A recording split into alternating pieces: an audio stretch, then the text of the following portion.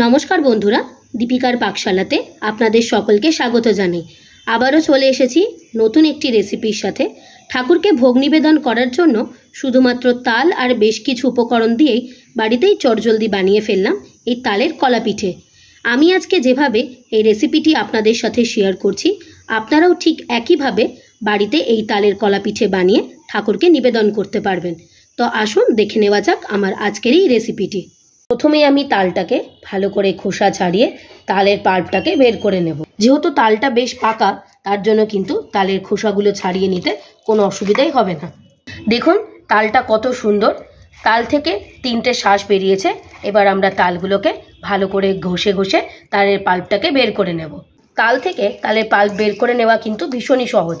প্রথমে একটু তালটাকে জল দিয়ে এরকম করে একটু হাতের সাহায্যে চটকে চটকে তালের মাঠটাকে বের করে নেবেন। ঝুড়ি বা ঝাঁঝরির সাহায্যে একটু ঘষে নিলেই দেখবেন তালের মাঠটা খুব সহজেই বেরিয়ে আসছে। ঝাঁঝরির সাহায্যে ভালো করে ঘষে নিয়ে তালের মাঠটাকে বের করে নেব। দেখুন কত সুন্দরভাবেই কিন্তু তালের মাঠটা বেরিয়ে আসছে। সমস্ত তালের আটি থেকে আমি বেশ সুন্দর করে তালের পাল্প বের করে নিয়েছি। তালের পাল্পটাকে একটা ছাঁকনির সাহায্যে বেশ ভালো করে ছেঁকে নেব। এইভাবে ছেঁকে নিলে তালের স্মুথ পাল্পটা নিচে পড়ে যাবে আর উপরে যে আঁশগুলো রয়েছে সেগুলো কিন্তু সহজেই বেরিয়ে আসবে। সমস্ত তালের পাল্প আমি বেশ ছেঁকে বের করে নিয়েছি। এই সময় তালের পাল্পের মধ্যে কিন্তু আর কোনো রকম আঁশ নেই। এই তালের সিজনে তালের কলা পিঠে বানানোর জন্য প্রথমেই আমরা তালের একটা ব্যাটার তৈরি করে নেব। তার জন্য কড়াইয়ে দিলাম 4 চামচ তালের পাল্প। এবার এই তালের পাল্পের উপরে দেব আগে থেকে জাল করে রাখা ঘন দুধ। আপনারা চাইলে এখানে গুঁড়ো দুধও ব্যবহার করতে পারেন। দেব 2 চামচ নারকেল কোড়া। এবার এই তালের পাল্পের উপরে দেব 4 চামচ চিনি। তাল কীরকম মিষ্টি সেই অনুপাতেই কিন্তু চিনিটাকে ব্যবহার করতে হবে। যে কোনো মিষ্টিতে একটু টেস্টের ব্যালেন্স আনার জন্য দেব খুব সামান্য পরিমাণে একটু লবণ আর দেব একটা ফাটিয়ে নেওয়া এলাচ। এবার তালের সাথে সমস্ত কিছু খুব ভালো করে মিশিয়ে নেব। মিডিয়াম টু হাই ফ্লেমে তালটাকে জাল দিয়ে বেশ ভালো করে ঘন করে নেব। মিডিয়াম টু হাই ফ্লেমে জাল দিতে দিতে তাল বেশ খানিকটা ঘন হয়ে এসছে।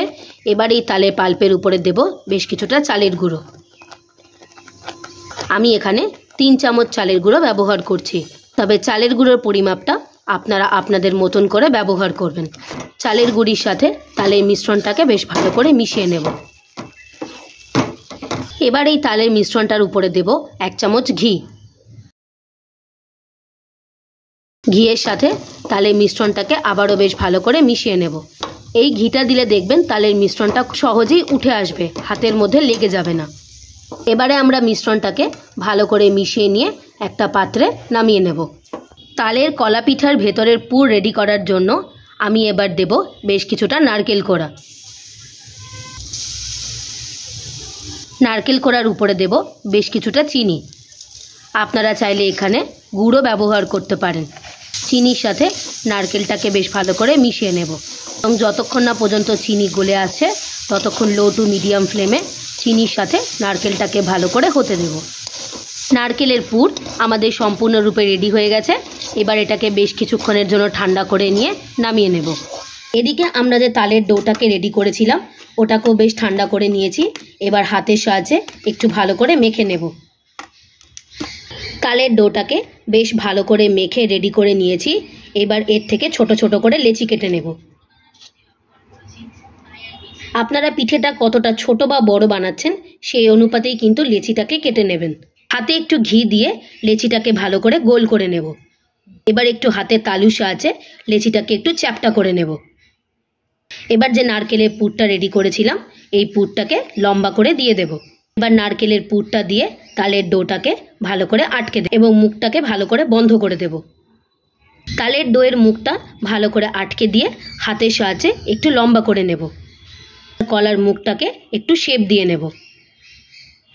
কলাটা দেখতে একটু সুন্দর লাগার জন্য উপর থেকে একটু শির তুলে দেব। এই যে দেখুন একটা কলা কিন্তু আমাদের তৈরি হয়ে গেল। আর একটা তালের কলা পিঠে কিন্তু আমাদের ভালো মতো রেডি হয়ে গেল। এইভাবেই আমরা সমস্ত কলা পিঠেগুলোকে সুন্দরভাবে রেডি করে নেব। সমস্ত তালের কলা পিঠে আমরা সুন্দরভাবে গড়ে নিয়েছি। এবারে আমরা এই কলা পিঠেগুলোকে ভাপিয়ে নেব। কলা পিঠেটাকে ভাপিয়ে নেওয়ার জন্য আমি এরকম একটা ঝাঁঝরি থালা ব্যবহার করেছি। এবার এই থালার মধ্যে একটু ঘি মাখিয়ে নেব, তবে আপনারা চাইলে তেলও ব্যবহার করতে পারেন।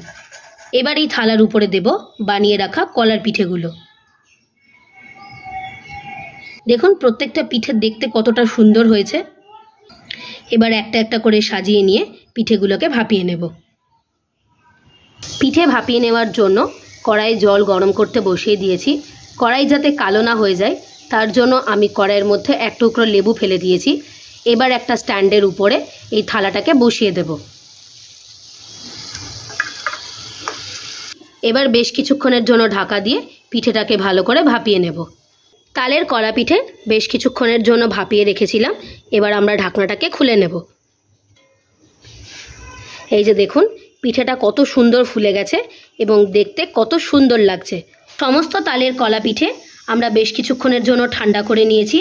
এবার এই কলা পিঠেগুলোকে একটা পাত্রে সার্ভ করে নেব। ঠাকুরকে ভোগ নিবেদনের জন্য জন্মাষ্টমী স্পেশাল তালের কলা পিঠে আমাদের সুন্দরভাবে রেডি হয়ে গিয়েছে।